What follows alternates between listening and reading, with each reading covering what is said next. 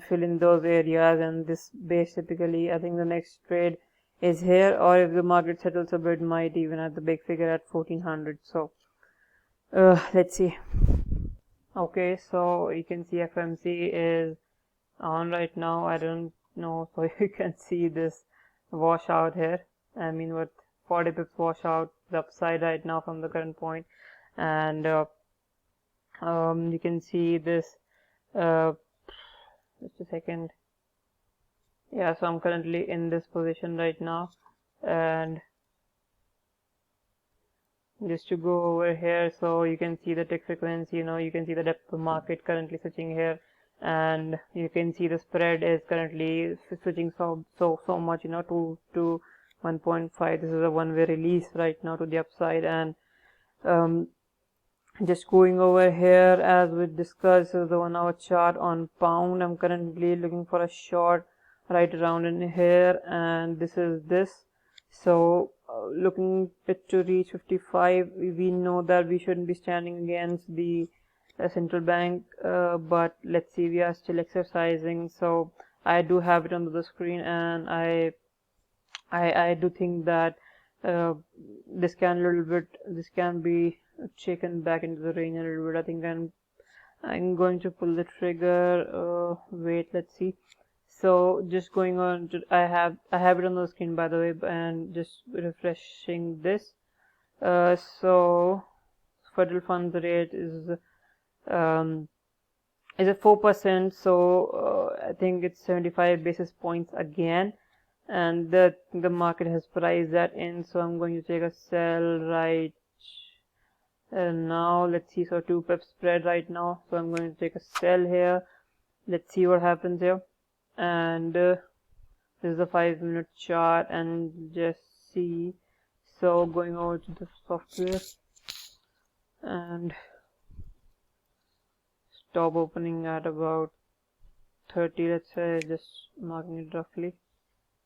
Too high actually. Let's give it just 21, 22 pips. So let's see what happens. Looking for a further drawback into. So this is your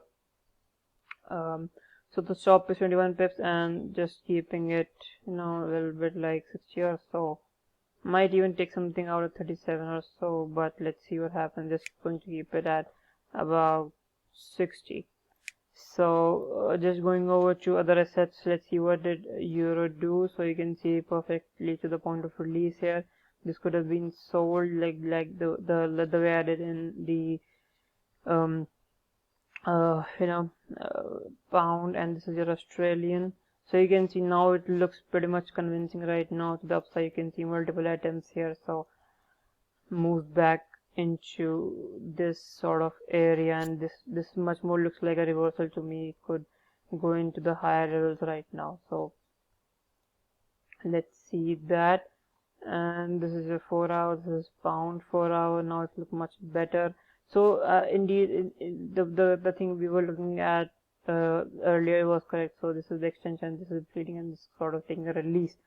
So let's see, and so far it's drawing into the range nicely, and this is so 4. So the pre-forecast.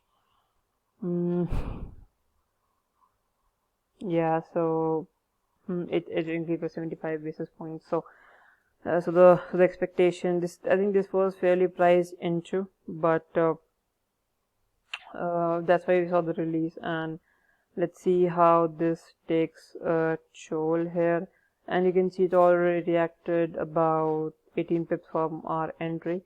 So let's see where does it if it stalls here currently, then it's more likely that will take our stop and move up. But if it could draw back in this back, then that'd be quite good for nice price relationships to see.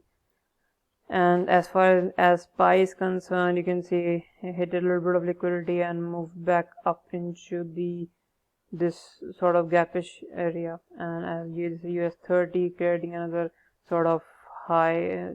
This is much more bullish than the rest, so that's nice. And as far as Bitcoin is concerned, yeah, same sort of scenario in here too. So let's see. I'll catch you when I have the result on. Okay, the market was quiet when the rate decision came out. You can see this sort of area delineates the after the Fomc statement, and then the Fed started speaking, and as I was saying, it just came back in and filled the gap above and came back down. I was short here.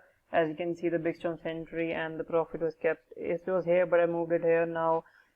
Now I think that the 75 base points is there, so the Fed is continuing with the aggressive stance on their on the policy hike, as the inflation is not coming down, and so there is nothing dovish as the rumor was in the market. So I do think that it's from now moves lower, given that it's fundamentally but technically it's still okay. But one thing I would like to point out, that if it comes below the pre-release points and came down and consolidated, then that's pretty bearish case. It could move down, but still as to right now, it's not here what it wants to do. So I'm wrapping this video out, and also I did take my profit on this long position and just holding 10% of it, as you can see here. So I think we are done with this video, and I'll make a separate video if I can to cover anything else.